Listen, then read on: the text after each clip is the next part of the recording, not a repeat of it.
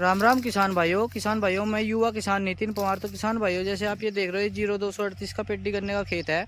मैं गांव गांगडोली में जसवीर सिंह के यहाँ पे विजिट पर आया था।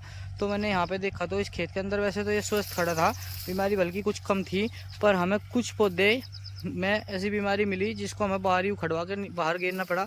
जैसे कि देखो कितना किसान भाई कितना बड़ा मिड्डा है, मतलब लगभग पूरा सा ही है ये। इसमें ब्लैक स्मट की बीमारी थी, तो इसने हमने इसको जड़ से उखड़वा के, बिल्कुल इन्होंने खेत के अंदर पानी दे रखा था, हमने इसको बिल्कुल जड़ से उखड़वा के और बाहर चक्रोड पे ही डलवा दिया, जिससे यह बिल्कुल नष्ट हो जाएगा। यहाँ कोई बुग्गी आती है, वो बुग्गिया ये मतलब चितवित का यहीं ख़त्म हो जाएगा। अगर किसान भाइयों हम इसको बाहर ना निकलवाते तो ये अपने इस खेत के अंदर इतना काम कर देता, इतना काम करता जितना ख़राब होता, और वो राक्षसी जितनी भी होती तो वो सारी की सारी इनके जितने बराबर वाले पौधे थे या मतलब जो झुंड थे उन पर भी इसकी राख पड़ती, और ये उन राख पे अपना पूरा का असर करता, पूरा काम करता, जिससे दूसरा भी पौधा इसी तरह का कमज़ोर हो जाता और बारीक हो जाते। जिसके गन्ने बिल्कुल देखो बिल्कुल बारीक हो जाते हैं इस तरह के, ये बिल्कुल बारीक होते चले जाएंगे और ये बिल्कुल ख़त्म हो चुका है। ये इसमें ब्लैक फंगस है, ये हम इसको ब्लैक फंगस भी कहते हो, और इसका को ब्लैक स्मट से के नाम से भी हम जानते हैं। तो सभी किसान भाई, अगर किसी भी किसान भाई के खेत में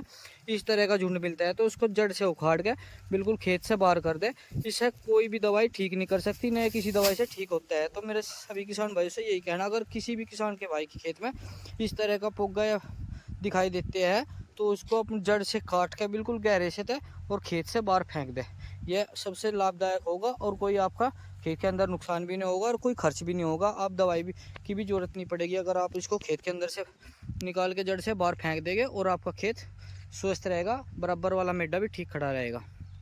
तो किसान भाइयों, आज के जो समय में ये सबसे ज़्यादा बीमारी देखने में मिल रही है, ब्लैक फंगस के नाम की जो बीमारी है खेत के अंदर बहुत ज़्यादा झुंडों में दिखाई दे रही है। तो सभी किसान भाई अपने खेत के अंदर घूम कर देखते रहे हुए, और कोई इस तरह का पौधा मिलता है तो उसको उखाड़ कर बाहर फेंक दे। धन्यवाद।